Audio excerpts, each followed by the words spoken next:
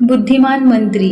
बहुत पुरानी बात है। एक राजा हुआ करते थे जिनका नाम दीप सिंह था। दीप सिंह जैसे ही सोकर उठे तो उनको बहुत तेज प्यास लगी थी, पर उन्होंने देखा उनके आसपास कोई भी नौकर नहीं है। उन्होंने जोर से आवाज़ लगाई और पानी लाने को कहा। तभी उनके कमरे से एक कूड़ा साफ करने वाला नौकर जा रहा था।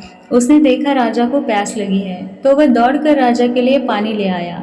राजा को यह बात बहुत बुरी लगी, पर उनको प्यास लगी थी तो उन्होंने पानी पी लिया और उसको बाहर जाने का आदेश दिया। जब राजा के नौकर आ गए तब राजा ने सबको डांटा और कहा, तुम लोगों का मेरी सेवा में बिल्कुल भी ध्यान नहीं है।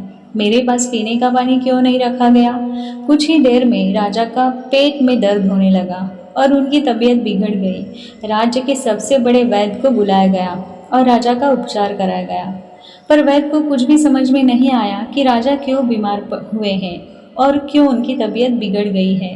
वैद्य ने राजा को औषधि खिला दी और यह कहकर चले गए कि आप किसी ज्योतिष को दिखाइए, शायद आपको कोई और समस्या है। राजा के आदेश पर बहुत जल्द ज्योतिष को बुलाया गया।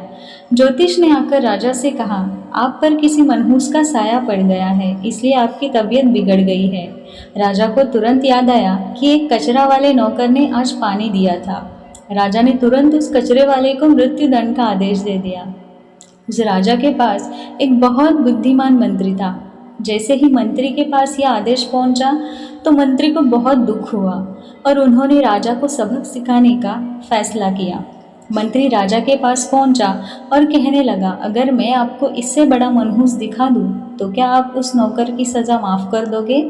राजा ने अकड़ में कहा, हाँ, अगर तुम मुझे उससे बड़ा मनहूस दिखा दोगे तो मैं पक्का उसकी सज़ा माफ़ कर दूंगा।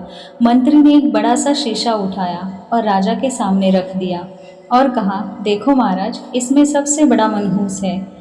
यह बात सुनकर राजा को गुस्सा आ गया और चिल्ला के बोले, तुम्हारा क्या मतलब, मैं सबसे बड़ा मनहूस हूँ? मंत्री विनम्रता से बोला, हाँ महाराज, आप खुद देखिए, आपने उस नौकर के हाथ से पानी पिया और आपकी तबीयत खराब हो गई, और उस नौकर ने आपको पानी दिया और उसके सामने उसकी मौत आ गई। भला आप ही बताइए, तबीयत खराब होना मनहूसियत या मौत आना? राजा को पल भर में अपनी गलती का एहसास हो गया और उन्होंने उस कैदी को तुरंत रिहा करने का आदेश दिया और अपने बुद्धिमान और साहसी मंत्री की बहुत तारीफ की। शिक्षा: किसी भी घटना के हर पहलू को समझने से पहले हमें कोई बड़ा निर्णय नहीं लेना चाहिए। किसी की बातों में आकर हमें कभी फैसला नहीं करना चाहिए, जैसा कि राजा ने किया और उनको उनकी गलती का एहसास हो गया। दोस्तों, अगर आप हमारे चैनल पे नए हो तो चैनल को सब्सक्राइब करो और आपको कहानी अगर अच्छी लगी हो तो लाइक ज़रूर करें। धन्यवाद।